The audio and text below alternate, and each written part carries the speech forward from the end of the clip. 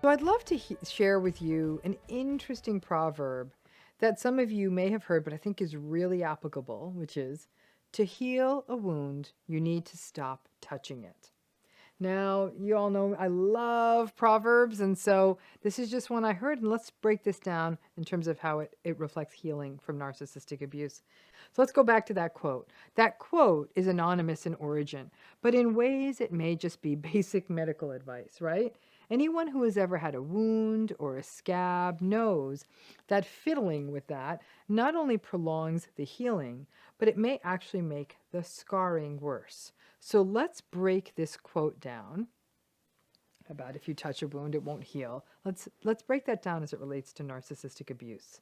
Now, when we look at the most common patterns a person who has endured narcissistic abuse experiences, foremost among those patterns is rumination, as all of you know very well. When you go through narcissistic abuse and through gaslighting, all of those words, they sort of stick in your mind. You can't stop thinking about it. The fear that thinking about these relationships bring up, the anxiety of when you're going to just face the next thing in this relationship, the confusion, the injustice, the fact that this narcissist just gets to blithely go through the world and just keep blowing up people's lives and nobody does anything. Maybe they can't do anything because, let's face it, the narcissistic person is not likely to change, nor are they likely to take any accountability. So we ruminate. Now, rumination serves lots of purposes. At the healthiest end of the spectrum, it's a form of problem solving. At the least healthy end of the spectrum, it's often a sense of helplessness, hopelessness, and powerlessness. Some theorists believe that when we ruminate, we may be trying to fiddle out a solution to what feels like an impossible problem. But the problem is that in a narcissistic relationship, honestly, sometimes the only real solution is either to get out, set boundaries, and at a minimum, just recognize that it's not going to change. Rumination can also slow healing when we think of new things that we want to say, or when we get stuck in euphoric recall. You know, things like, I don't know, maybe it wasn't that bad. We really did have that wonderful skiing trip years ago. Or we get stuck in justifications, things like saying, well, I don't know, all relationships are difficult, so what am I complaining about? Now, all of these ruminations are forms of touching the wound, as are the justifications. Now, the most common question or issue I hear from survivors is, how do I stop the rumination? Now, there are many ways to get there, and none of them are easy. The ultimate goal we're trying to reach is radical acceptance. Because if you can really get there to radical acceptance, even when your mind drifts, you can get it back.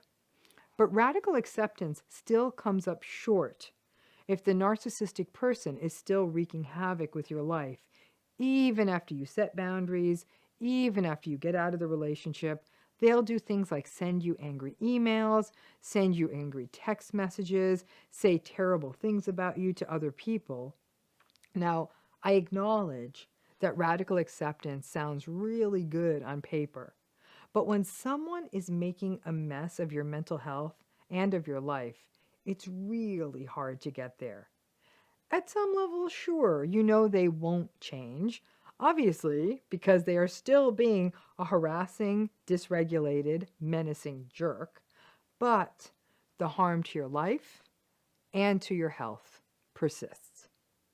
Now, there is always the fine act of distraction, whatever that looks like. Hobbies, reading, talking with other people, volunteering, watching TV, reading.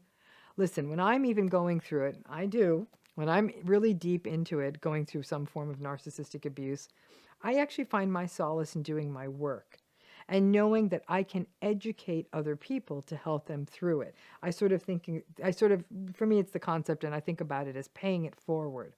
But strangely, I also actually find comfort in watching movies or documentaries that show other people going through narcissistic abuse. In a weird way, there's a comfort in not feeling alone with it. So, I turn to you. Many of you whom have healed, at least in part, or part of the way, from narcissistic abuse. Now, narcissistic abuse is such a unique space in mental health. Many people still do not get it. There is that Pollyanna way of thinking out there. Everyone can change. Everyone has good in them. You just have to be positive and give people a chance or the benefit of the doubt. And everybody out there has their wounds and their shadow, blah, blah, blah, whatever. As a result, people who go through narcissistic abuse feel very lonely. And what do? They keep touching their wounds, reliving them, ruminating about them, and feel like there's nowhere to take all of this. So I'm going to give you a little bit of paradoxical guidance here.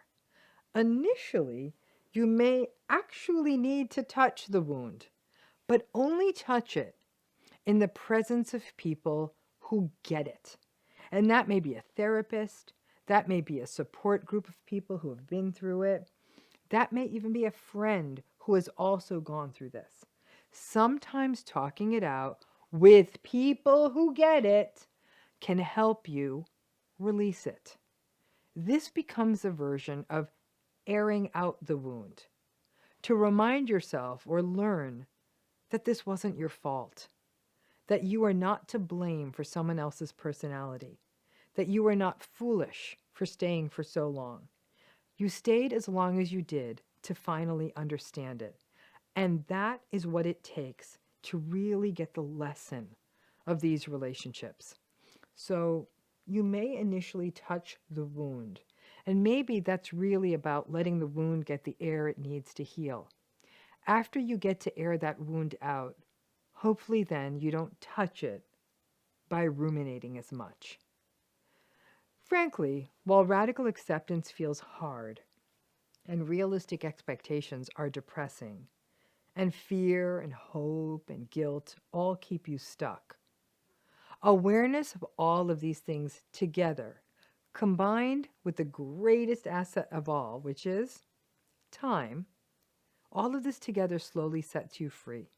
Once you see it and you get it, you can slowly stop ruminating, to stop touching the proverbial wound and walk into indifference about the narcissist and walk out of self-blame.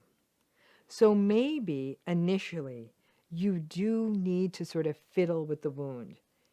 In the right safe space, you can share, and then hopefully you don't need to touch it again that much.